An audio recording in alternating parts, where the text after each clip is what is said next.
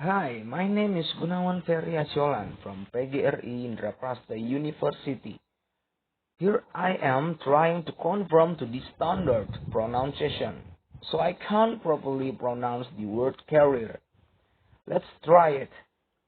Speaker 1, I think that even up until just a few years ago, we could never have imagined how our behavior could change with regards to using mobiles and tablets. I know that I would find it incredibly difficult to live without my mobile. I'm constantly looking at my phone to see if I've got any new message or updates and checking my apps to see what's new. I wouldn't say that I post my life online, not like some people I know, but I do like to keep up with what people are up to, friends, family, and even other people I know but maybe haven't seen for years, like old school friends, and check out photos of what they look like now. Speaker 2. In a way, I think it's quite funny that we're always worrying about teenagers and young people becoming obsessed with online communication, but if you ask me, we need to worry just as much about adults. At the office where I work, even when we have a break, nobody talks to each other unless they absolutely have to, which is a sorry state of affairs to say the least. Everyone's too busy checking their social network and sending messages to have time to communicate face to face. People spend their lunchtime glued to their screen or barely glance up for their phones. Even during meetings, people can resist subtly checking their phone. And what really irritates me is when you are trying to talk to someone they more interested in looking at their phone than paying attention to what you're saying, even though you're right in front of them. Probing, I think it's called. Speaker 3.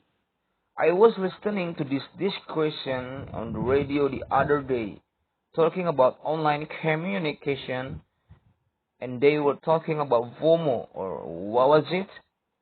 Fear of missing out, which apparently is a kind of modern day psychological syndrome, which we're affected by because of our obsession with online communication. Basically, they were saying that the reason why people feel that they have to be connected 24/7 and communicate everything they are doing and keep up with everything that other people we know are doing is down to this fear of missing out. We're worried that everyone is having more fun than us or doing something more exciting than us. They also said that because we're spending more time communicating in the online world, we're losing the ability to enjoy the present. Speaker 4. My generation is so different to my parents. I mean, they're always telling me that they grew up in a world without mobiles and social networking and they manage fine. Hard to imagine how they arrange to meet their friends without a phone, but they say did it. Ah, I had so many arguments with them while I was growing up until they let me have my first smartphone, but they didn't let me have Snapchat or Instagram or anything like that. It's not end of the world, they say. They just didn't understand that the way people my age communicate with each other. Nobody actually talks on the phone anymore. They have no idea how much I miss out on at school being the only one who didn't have Snapchat.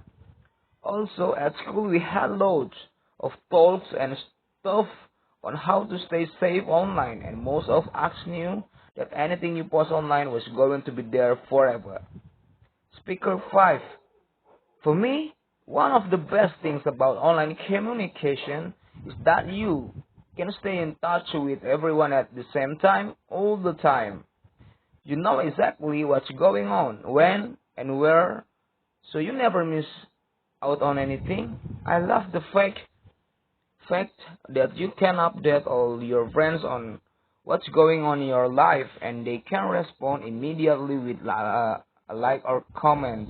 So you feel like you're together with people even though you might be completely alone sitting on a bus or at home. I share lots of photos, but I only post up my best edited shots. I hate it when people I know post photos on me not looking my best.